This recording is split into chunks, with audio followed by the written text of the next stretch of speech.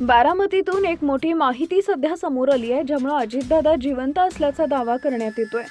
नेमकं काय घडलं ते लगेच पुढे पहा। त्या अगोदर तुम्ही आपल्या चॅनलवर नवीन असाल तर चॅनलला सबस्क्राइब जरूर करा, जेणेकरून अशा प्रकारच्या अपडेट्स या तुमच्यापर्यंत पोहोचत राहतील। राष्ट्रवादीचे दिवंगत नेते अजित पवार यांच्या मृत्यूनंतर प्रथम दर्शनी त्यांची ओळख घड्याळामुळे पटली असं बोललं जात होतं। पोलीस सूत्रांच्या माहितीनुसार अजित पवार यांच्या ओळखीचा आधार घड्याळ नव्हता, तर त्यांच्या उजव्या हातावरील कुर्ता शर्ट यावरील विशिष्ट कापड आणि त्याची रचना होती।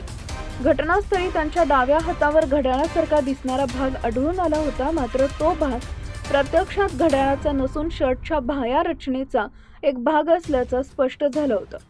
महत्त्वाची बाब म्हणजे अजित पवारांचं मूळ घड्याळ मृत्यूनंतर आतापर्यंत सापडलेलं नाहीये, त्यामुळे सुरुवातीला पसरलेली घड्याळावरून ओळख पटली ही माहिती चुकीची ठरली आहे। वरिष्ठ पोलीस अधिकाऱ्यांनी दिलेल्या माहितीनुसार घटनास्थळी मिळालेल्या मृतदेहाची प्राथमिक ओळख कपड्यांवरून पटली असली तरी कोणतीही शंका राहू नये म्हणून DNA चाचणी करण्याचा निर्णय घेण्यात आला।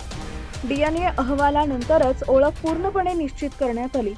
पोलीस सूत्रांचं म्हणणं आहे की संवेदनशील प्रकरण असल्यानं कोणतीही चूक टाळण्यासाठी सर्व शास्त्रीय आणि कायदेशीर प्रक्रिया पूर्ण करण्यात आली।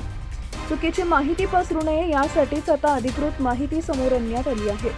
अजित पवार यांच्या ओळखीचा आधार घड्याळ नव्हता, तर त्यांच्या उजव्या हातावरील कुर्ता यावरील विशिष्ट कापड आणि त्याची रचना होती।